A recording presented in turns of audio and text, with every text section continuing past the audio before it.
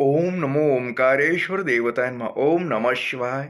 ओम नमः शिवाय. अवधूत चिंतन श्री गुरुदेव दत्त. मंडळी, गुरु हं?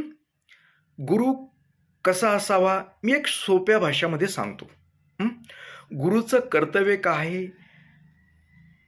जे आपले दीक्षा घेतलेली मंडळी आहे त्यांच्या पाठीशी सदैव राहावं.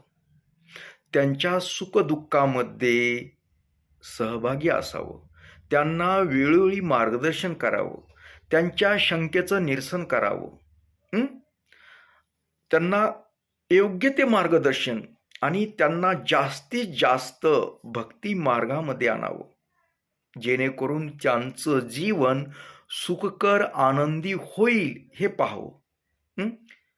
म्हणजे बऱ्याच गोष्टी त्यांना जे असतात की असं काही गुरुचं फक्त मंत्र देण्यापुरतंच नसावं. गुरुनं मंत्र दिलं की भागलं गुरुचं काम, असं नाहीये.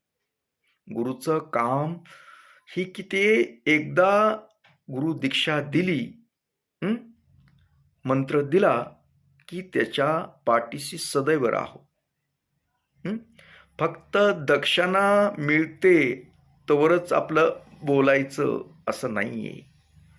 आपण एक प्रार्थना केलेली असते, शपथ घेतलेली असती. ही गोष्ट लक्षात ठेवावी की आपण देवापुढे ओंकारेश्वर पुढे काय शपथ घेतली तिथे बसून, की मी सदैव त्याच्या पाठीशी राहील, त्याच्या सुखदुःखामध्ये सहभाग घेईन, त्याला वेळोवेळी मार्गदर्शन करेल. तर या शपथेचं पालन अवश्य करणं गरजेचं आहे.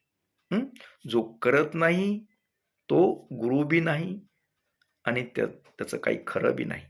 ओम नमः शिवाय नमः.